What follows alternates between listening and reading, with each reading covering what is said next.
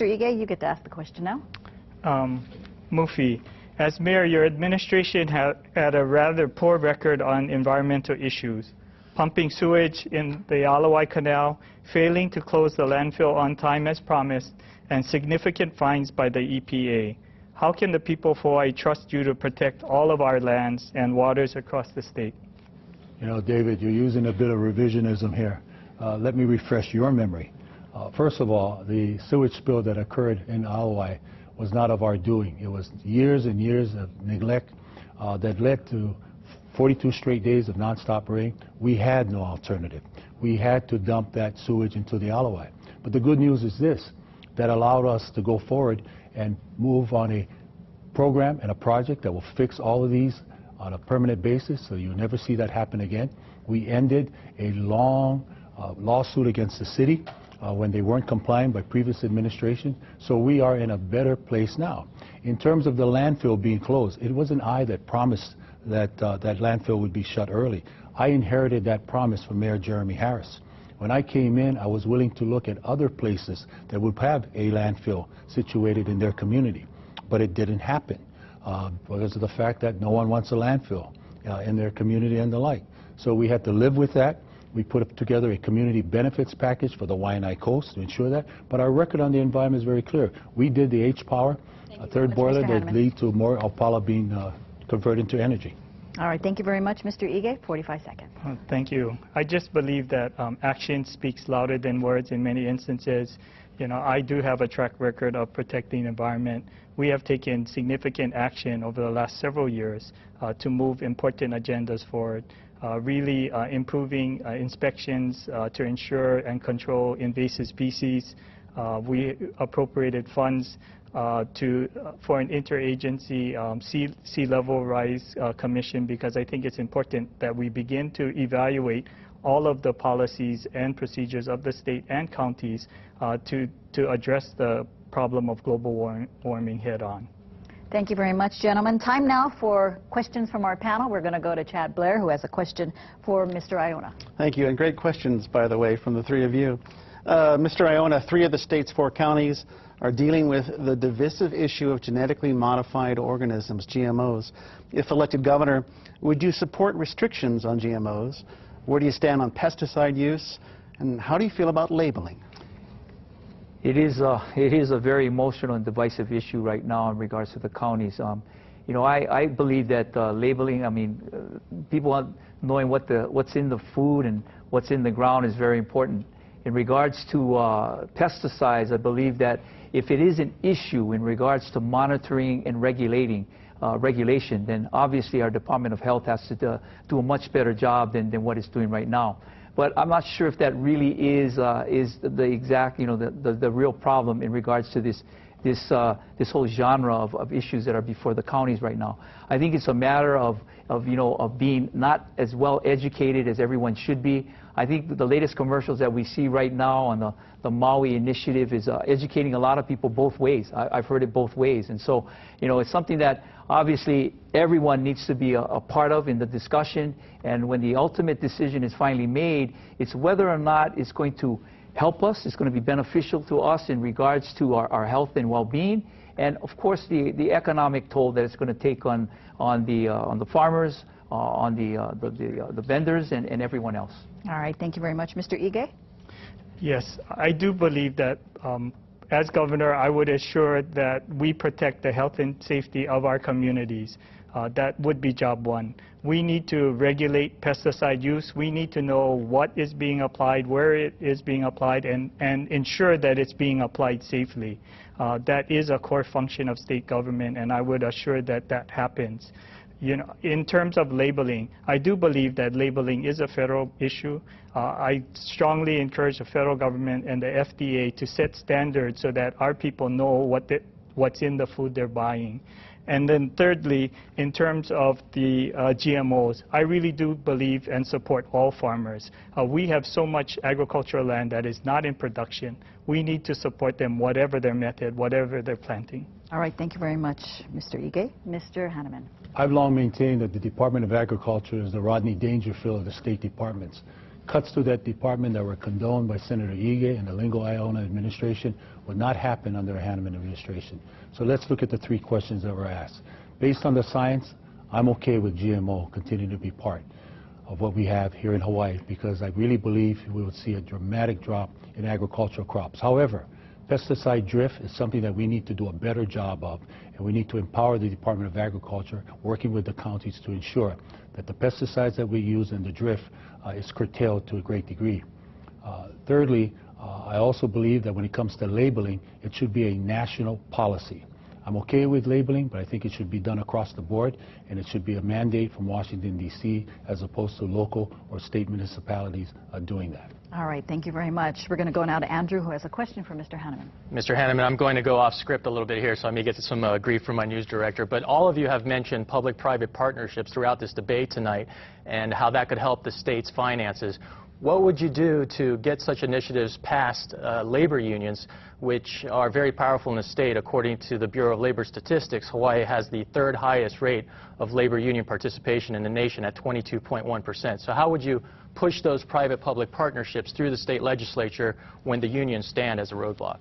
I don't necessarily see that unions stand as a roadblock on all public-private partnership issues, and that's the experience, again, that I have of being a mayor, being the only executive amongst us that actually had to do that to save many programs that were in danger of being cut. So I think it engages a healthy exchange and a dialogue, and if we want a particular service or we want a particular event, we want a particular program to be established that will save jobs, at the end of the day, I believe we can find common ground for the common good, as my platform dictates. So I think it's very important to keep that in mind, establish relationships, and that's the beauty that I bring to the table. Someone who's worked with Democrats and Republicans, someone who's worked with business and labor. And it's not like I haven't had difficult discussions with the unions before. I did it because I'm the only one running, once again, that had to do collective bargaining. I know what it's like sitting face to face or sitting across the table, and I will do this in a collaborative manner with all four mayors, as I proposed, the Hawaii Council of Leaders.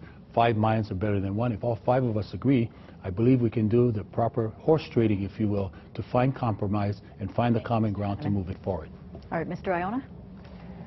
You know, you raise a very poignant question, a very difficult question in regards to negotiations with public unions and, of course, entering into any type of public-private partnership. I think the bottom line is, and I agree with Mufi in this regard, it's all about the tough negotiation, about sitting down and being real and being truthful with what we face. Let's take, for example, the Hawaii Health Systems Corporation. And that is something that is essential to the people of Hawaii for the various reasons that were stated tonight. But this is something that we're going to have to come to grips with. And if the HGEA takes the kind of stance that it takes, obviously the people of Hawaii are going to suffer. So we got to sit down and we got to talk about this. And you know, if it takes a year, if it takes 6 months, if it takes 3 months of just intense negotiations, we're going to have to make this happen for the betterment of the people of Hawaii. Mr. Ige? Yes, I have, my experience is that the public employee unions are not explicit roadblocks into public-private partnerships. I've passed legislation working with them that would be considered fundamentally against their interests. You know, I passed the first charter school bill with full support of all the labor unions. It's about talking and it's about communicating and sharing.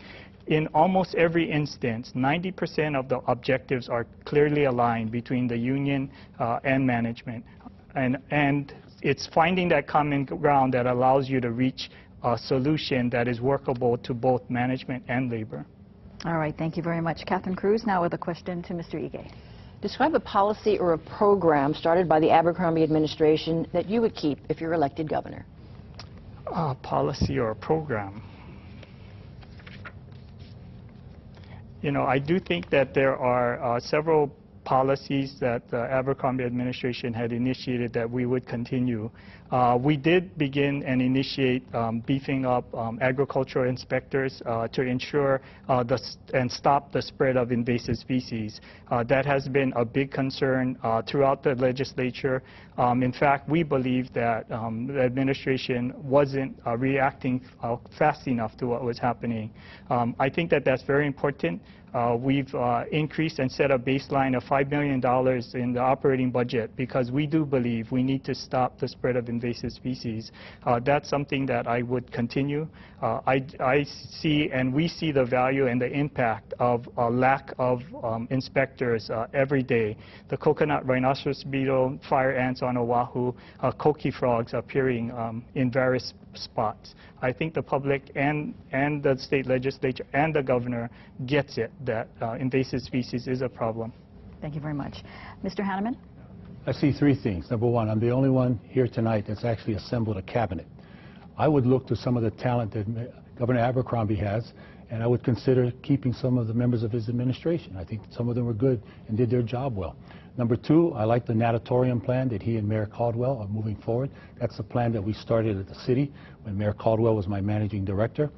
They were called to restoring the arch and converting the pool area there into more beach space. And last but not least, I believe the fact that he has started and initiated at the state level a Department of Emergency Management to replace the old civil defense, once again, is a page they took from the city and county of Honolulu when we upgraded civil defense and made it a Department of Emergency Management. It really reflects the times that we're in, especially with the concerns of Department of Homeland Security. All right, thank you very much. And Mr. Iona? I've heard some good things in regards to public housing and the leadership that they have there. As we all know, cost of living is something that's tied to homelessness and regards to affordable housing. And so I would look into, I would possibly look into what we can do in regards to maybe converting public housing into an opportunity for either affordable rentals or maybe affordable housing. I think the leadership that's there is in line with that type of thinking, and that we can work together in bringing down this cost of living and addressing this issue of affordable housing. Thank you very much, gentlemen. That concludes the question portion of tonight's debate. We are now going to have our closing arguments. We're going to go first. You're going to have 1 minute for your closing statement. Closing arguments. We have the lawyers here. Closing statements. We're going to have Senator David Ige go first. 1 minute. I wanted to thank KITV for this opportunity to really have the candidates side by side so that you, the voters, can make a decision about who you want to be your next governor. I wanted to thank the people of Hawaii for opening their homes and their hearts and their communities to our campaign. We didn't have a whole lot of money, but we worked very hard, and we appreciated every opportunity to sit down, talk story, share lessons learned, and most importantly, celebrate what makes Hawaii a special place. In 35 days, we will decide what direction our state will take and who will lead it. I humbly ask for your vote for the Ige Tsutsui team to lead this state forward. This election really is about the future of Hawaii. It's about the future that you want, the future that we want for our children and our children's children. I humbly ask for your vote on November 4th. Mahalo. Thank you very much, Mr. Ige. Mr. Iona. Thank you to KITV and all of you who are watching tonight. In the last few months that I've been campaigning, the message has been clear by the voters. What they want is they want leadership. They want leadership that they can trust and leadership that they can respect. They also made it very clear that they can't have more of the same. In other words, we can't afford more of the same. It's just not an option.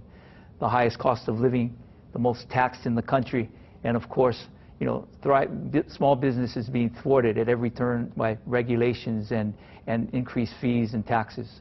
So what we need is leadership. And leadership is really not about a title. It's not about a position. It's about your disposition and your attitude. And that is what the Iona and Ahu ticket would bring to you. Trust, respect, and balance. We humbly ask for your support on November 4th. Mahalo, ahuiho. Thank you very much. And Mr. Hanneman. I want to say mahalo to the viewers out there who have taken an hour of their precious time to tune in tonight and listen to what the candidates have to say. And of course, kudos for KITV for making this wonderful opportunity available. This is all about real change in leadership. And what real change is all about is just not only finding the problems, but coming forward with solutions. My esteemed opponents, between the two of them, have had 37 years of experience in working on state problems and issues. And many of those problems and issues continue to persist today. So we need a different way of approaching these problems. Let's think independently. Let's vote independently on someone who can work with both sides and has that history of doing it in a nonpartisan environment with the city, with a talented team that left the city better than we found it.